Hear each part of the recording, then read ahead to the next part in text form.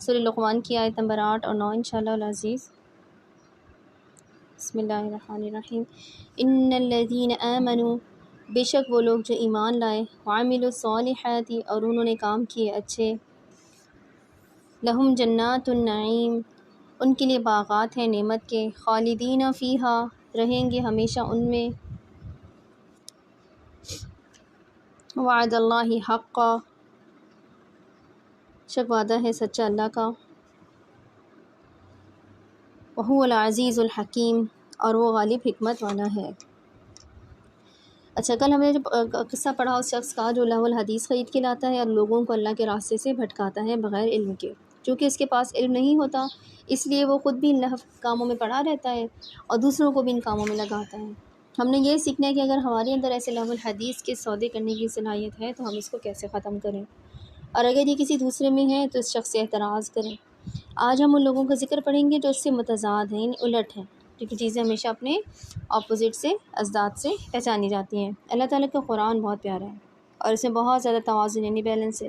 جیسے اس میں دردناک عذاب کا ذکر ہوا، اگلی ہی آیت میں تسلی بھی آ گئی کہ نہیں، اگر تم ایسے نہیں ہو تو یہ تمہارے ساتھ نہیں ہوگا۔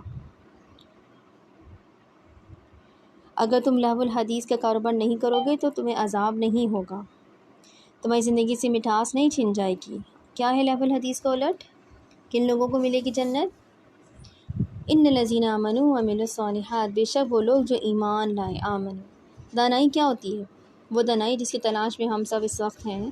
اگر ہم کوئی کورس کرنا چاہتے ہیں یا کوئی اسکل سیکھنا چاہتے ہیں، دراصل ہم خود کو مزید دانا اور اسمارٹ بنانے کی کوشش کر رہے ہوتے ہیں۔ دانائی یہ ہے کہ ہم درست اور غلط میں فرق بر وقت کر سکیں۔ دھوکہ کھانے کے بعد تو سب فرق کر لیتے ہیں، نقصان اٹھانے کے بعد اکثر لوگوں کو عقل آ جاتی ہے، لیکن ہم نے نقصان اٹھانے سے پہلے عقل کرنی ہے۔ اور انسان کا سب سے بڑا نقصان ہی یہ ہے کہ وہ اس دنیا میں زندگی گزارنے کے باوجود اپنے لیے جنت نہ کما سکے۔ اللہ کی وہ جنت جس کو کمانا اتنا مشکل نہیں ہے جتنا لگتا ہے، کیونکہ ہم نے اپنے اعمال سے تو جنت نہیں کمانی، ہمارے اعمال تو شاید کبھی اس قابل نہ ہو سکیں جن کے بدلے میں جنت کی نعمتیں ملیں۔ ہم نے اللہ کی رضا کمانی ہے، اللہ کی رحمت کے قابل ہونا ہے، اللہ سے ملاقات کی تیاری کرنی ہے، اور جس دن وہ راضی ہو گیا نا، اس دن ساری جنتیں آپ کے لیے لکھ دی جائیں گی۔ دانائی یہ ہے کہ ہمارے اندر ایسے اعمال کرنے کی سمجھ بوجھ ہو جو ہمیں اس راستے پہ لے جائیں جو اللہ کی جنت کی طرف لے کر جاتا ہے۔ اور اس راستے کی دو ہی شرائط ہیں۔ پہلی شرط کیا ہے؟ الذین آمنوا، وہ لوگ جو ایمان لائے۔ ایمان لانا پہلی شرط ہے جنت کے راستے کی۔ اور ایمان کیا ہوتا ہے؟ یہ لفظ جس کو ہم بچپن سے پڑھتے آ رہے ہیں۔ آج دیکھتے ہیں کہ قدیم عربی زبان میں ایمان کس کو کہتے تھے۔ ایمان کا لفظ نکلا ہے آمنہ سے، ٹھیک ہے؟ اور آمنہ کا مطلب ہوتا ہے محفوظ ہونا، سیکیور ہونا، حفاظت کرنا، بھروسہ کرنا، کسی پہ ٹرسٹ کرنا، کسی پہ یقین رکھنا، کسی کے ساتھ خود کو محفوظ تصور کرنا اور کسی کی پناہ میں آنا۔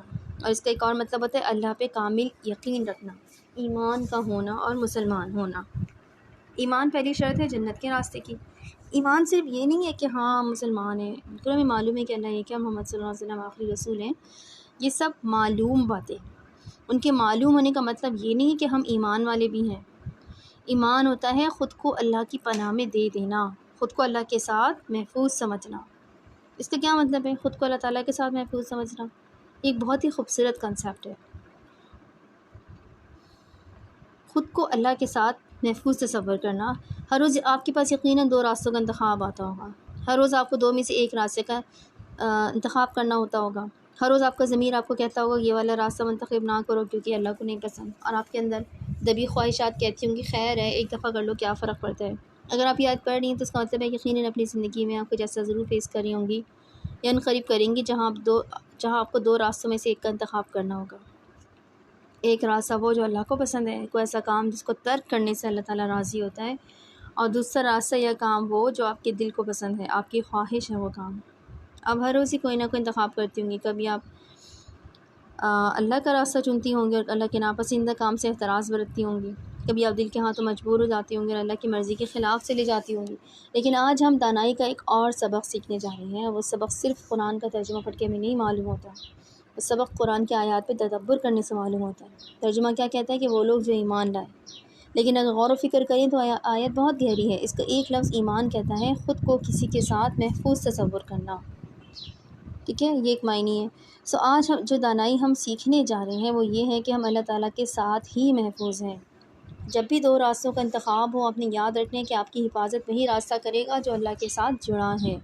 جب بھی آپ اللہ کی مرضی کے خلاف کوئی کام کرنے کا دل چاہ رہا ہو تو یاد رکھیں، اگر آپ اس غلط کام کو کر ڈالیں گے تو آپ اللہ کی حفاظت سے نکل جائیں گے، آپ اللہ کی پناہ سے نکل جائیں گے۔ تھوڑی سی لذت کے پیچھے اگر ہم نے خود کو اللہ کی پناہ سے نکال دیا تو پھر ہم نے کیا کمانا؟ ایمان سے اللہ کے ایک ہونے پہ یقین رکھنا نہیں ہے، ایمان یہ ہے کہ آپ کو اس بات پہ یقین آ جائے کہ میرا ایک بس اللہ ہی ہے، مجھے آنکھیں بند کر کے اسی کے راستے پہ چلنا ہے، کیونکہ بھلے ہی اس کے لیے مجھے اپنا دل مارنا پڑے یا بھلے اپنی مرضی مارنی پڑے، لیکن اس راستے پہ میں محفوظ ہوں گی۔ اگر پیر پھسلا تو اللہ تعالیٰ مجھے تھام لے گا، اگر ٹھوکر لگی تو اللہ تعالیٰ ہے نا، اس کے بھروسے پہ اس راستے پہ قدم رکھا تھا، وہی مجھے بچائے گا۔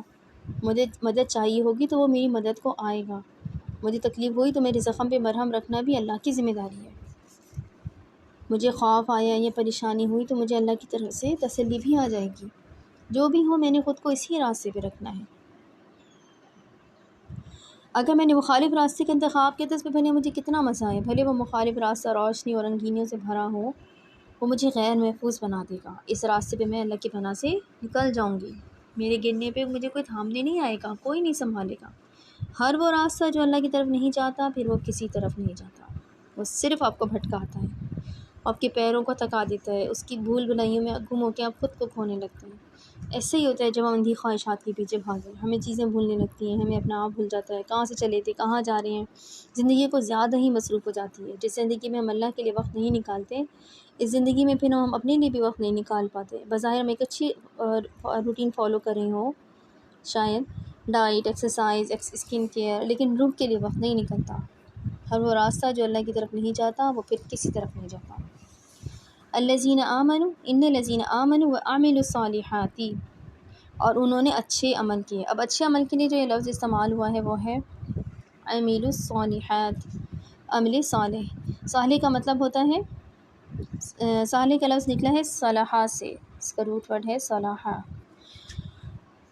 اور صالح کا مطلب ہوتا ہے، صالح کا مطلب ہوتا ہے اچھا، وہ جو کرپشن اور ملاوٹ سے خالی ہو، جو گندگی سے خالی ہو، انصاف پسند کام، درست کام، نیک کام۔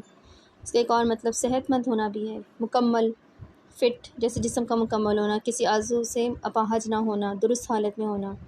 اور عمل صالح کون سے کام ہوتے ہیں؟ یعنی ہر وہ کام جو نیک ہو، اللہ کا حکم ہو، جو اللہ کی رضا کی طرف لے کر جاتا ہو۔ میں بچپن سے یہ بطور مسلمان ان نیک کاموں کا درس دیا گیا ہے، سو یہ کام ہمارے فنگر ٹپس میں موجود ہے، ہمیں معلوم ہے نیک کام کیا ہوتا ہے، لیکن کیا ہمیں یہ معلوم ہے کہ ہم نے ان نیک کاموں کو صرف کرنا نہیں ہے، بلکہ ان کو ہم نے نیک کاموں کو صرف کرنا نہیں ہے بلکہ ان کو صالح بھی رکھنا ہے۔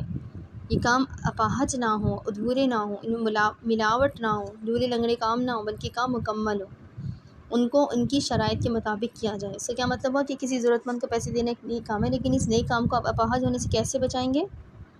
جب آپ اس ضرورت مند پہ احسان نہیں جتائیں گے، جب آپ اس کو پیسے دینے کے ساتھ ساتھ تکلیف نہیں دیں گے۔ ہو سکتا ہے وہ سائل آپ سے کہے کہ پیسے کم ہے مجھے زیادہ دو، ایسے میں آپ اسے شائستگی سے معذرت کر لیں گے، کیونکہ اگر آپ بگڑ گئے، آپ نے اس کو جھڑک دیا، اس کو جتا دیا کہ پہلے اتنا کچھ دیا ہے، تو آپ نے اپنی نیکی کو اپاہج کر دیا اور وہ نیکی صالح نہیں رہی۔ ماں باپ کی خدمت کرنا بہت بڑا جہاد ہے، بالخصوص بیمار ماں باپ کی، لیکن اس جہاد کو اپاہج کیسے بنایا جاتا ہے؟ جب ان کو جتا دیا جائے کہ ان کی وجہ سے آپ اپنی زندگی میں کیا کچھ قربان نہیں کر رہے۔ صدقہ کرنا نیک عمل، لیکن اگر صدقے کے بعد محتاجی محسوس ہو، دل تنگ ہوتا ہے، موڈ خراب ہو جاتا ہے۔ اس عمل کو یوں خراب کرنے سے بہتر ہے کہ بس اتنا صدقہ کریں کہ جس کے بعد آپ کو خود کمی محسوس نہ ہو۔ محتاج نہیں ہو جاتے صدقہ کر کر کے، اپنے عمل کو مناسب یعنی صالح رکھیں۔ ایسے ہی کسی کے کام آنا بھی نیکی ہے، لیکن کسی کے آگے بچ جانا اور اس کو اپنے اوپر کارپٹ کی طرح چلنے دینا آپ کے وقار کے خلاف ہے۔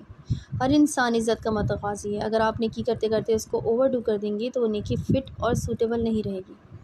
صالح کا ایک اور مطلب فٹ اور سوٹیبل ہونا بھی ہے نا۔ اچھے بھلے صالح اعمال کو کیا چیز ضائع کرتی ہے؟ احسان جتانا، کسی کو اذیت دینا، دل دکھانا، غیبت کرنا، ایسے اعمال نیکیاں لے جاتے ہیں۔ جیسے جیب کٹ جائے، آپ جیب میں سونے کے سکے ڈالتے جا رہے ہیں، وہ گھاس پہ گرتے جا رہے ہیں اور آپ کو علم ہی نہیں۔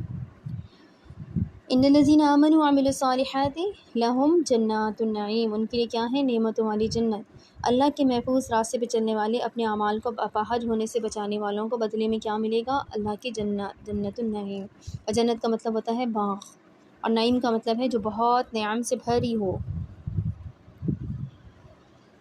نعم کہتے ہیں شتر مرغ کو اور مویشیوں کو بھی، سوچیں اگر آپ کسی چراگاہ میں دور تک مویشیوں کو گھاس چرتے دیکھیں تو اس چراگاہ کے مالک کے بارے میں آپ سوچیں گے کہ واہ اس کے پاس کتنا کچھ ہے، اس کے پاس اتنے سارے مویشی ہیں، تو یقیناً یہ بہت دولت مند ہوگا۔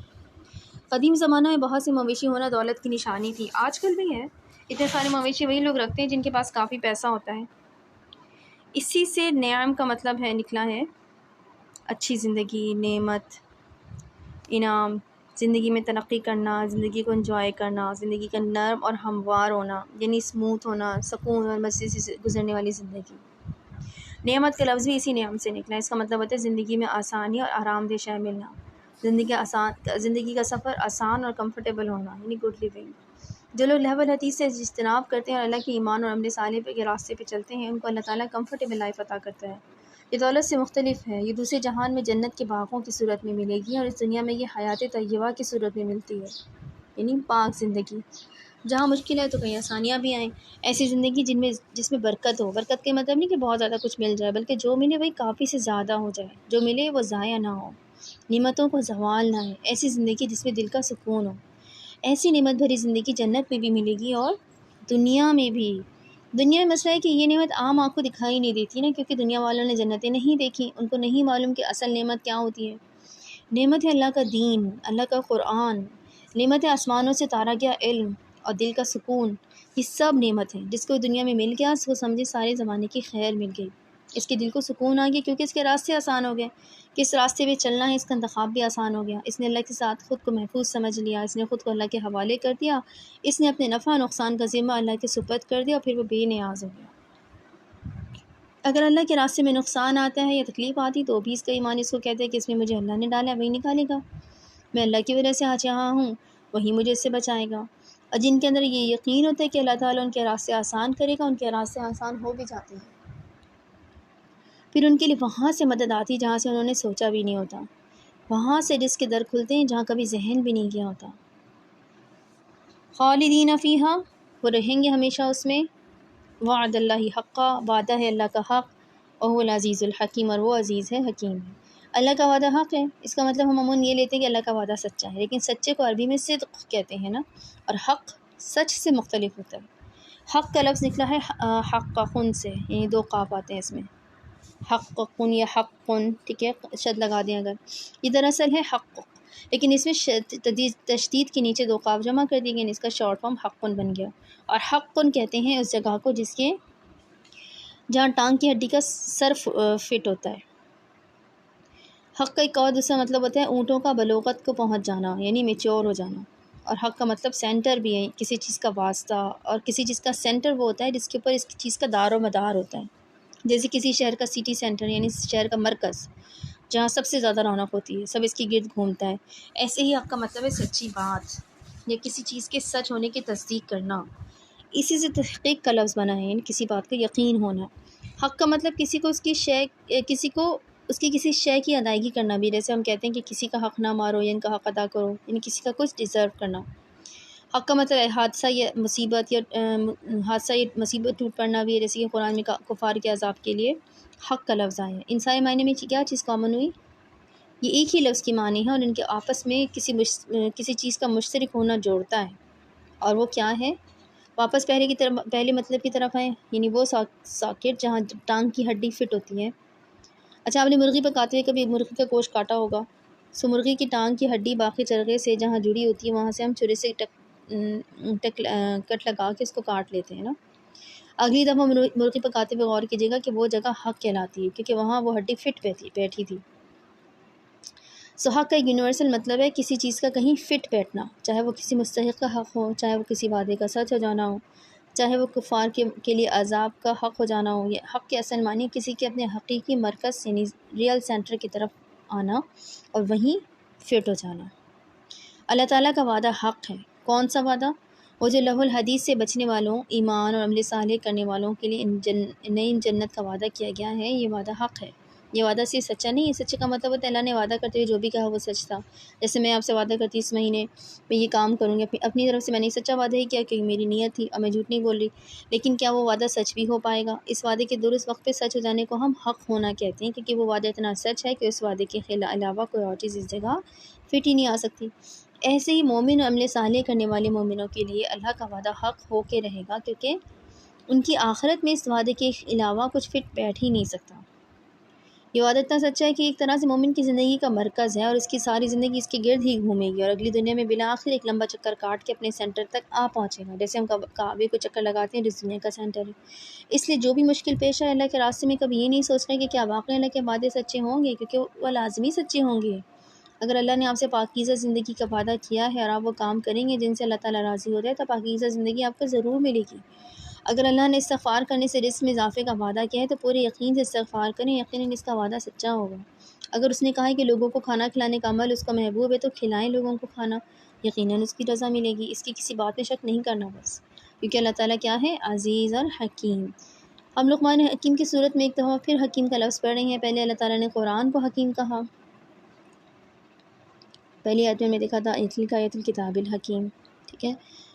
اب اپنے آپ کو الحکیم کہا، وہو العزیز الحکیم۔ مارک بھی کرتی جاتی ہوں ساتھ ساتھ۔ حکیم وہ ہے جو درست اور غلط کے درمیان جج کر سکے اور وقت پر جج کر سکے۔ سب سے بڑا الحکیم اللہ تعالیٰ خود ہے۔ انسانوں میں سے جس کو بھی حکمت ملی ہے وہ اللہ کی عطا کی ہوئی ہے، اسی لیے آپ نے خود کو اللہ کے حوالے کر کے اس کے راستے پہ خود کو محفوظ سمجھنا ہے، کیونکہ آپ کے لیے درست فیصلہ بھی وہی لے سکتا ہے۔ اگر وہ کہتے ہیں کہ اس کے بتائے کہ راستے کا انجام بہتر ہے تو آپ نے یقین کر کے اسی پہ چلنا ہے، کیونکہ وہی الحکیم ہے اور اس کے سارے وعدے سچ ہو جاتے ہیں۔ اگر آپ کو معلوم ہے کہ کسی انسان سے دوستی یہ بالفرض نامحرم سے یا کسی راہ الحدیث کے سوداگر سے دوستی آپ کے لیے ایمان کے لیے اچھی نہیں، اور اندر سے ہمیں خوب اچھی طرح یہ معلوم ہوتا ہے، تو پھر آپ نے اس شخص سے فاصلہ اختیار کرنا ہے، چاہے جتنا بھی دل کو کیوں نہ ماننا پڑے، کیونکہ اللہ کی کہی بات ہمیشہ ٹھیک ہوگی۔ دوسرے شخص کو بھی اسی نے بنایا، وہ سے واقف ہے۔ اسی طرح برائی کا راستہ یا وہ تمام رنگین حرام چیزیں جو ہمیں اٹریکٹ کرتی ہیں، ان کو بھی اللہ نے ہی بنایا ہے، برے لوگوں کو بھی اللہ نے ہی بنایا۔ وہی نہ جانے گا جس نے پیدا کیا ہے، وہی تو جانتا ہے۔ اس نے یہ سب بنا کے ہمارا امتحان رکھ دیا کہ کون کام کرتا ہے اچھے اور کون بہک جاتا ہے اپنے نفس کے ہاتھوں، اور اللہ ہی العزیز بھی ہے۔ عزیز کے دو اہم معنی، ایک طاقتور ہونا، پاورفل ہونا، زور چلنا، اسی سے عزیز کے معنی بادشاہ گورنر بھی ہیں، اور عزیز کے دوسرے معنی ہوتے ہیں جو دل کے بہت قریب ہوں، اور عموماً انسان پہ سب سے زیادہ زور اسی کا چلتا ہے جو اس کے دل کے بہت قریب ہوتا ہے۔ وہ آپ کے اوپر ایک ایسا اثر رکھتا ہے جو کوئی اور نہیں رکھتا، آپ محبت میں ہی اس کی ہر بات مان جاتے ہیں۔ اللہ تعالیٰ ہمارے لیے العزیز یعنی مالک اور بادشاہ بھی ہے، جس کے آگے ہم نے سر جھکانا ہے، اور ساتھ ہی وہ ہمارے لیے سب سے عزت والا اور سب سے زیادہ دل کے قریب بھی ہے۔ اسی لیے ہم نے اس کی ہر بات کو عزت دینی ہے، اسی لیے ہم نے اللہ کے احکام کو عزت دینی ہے۔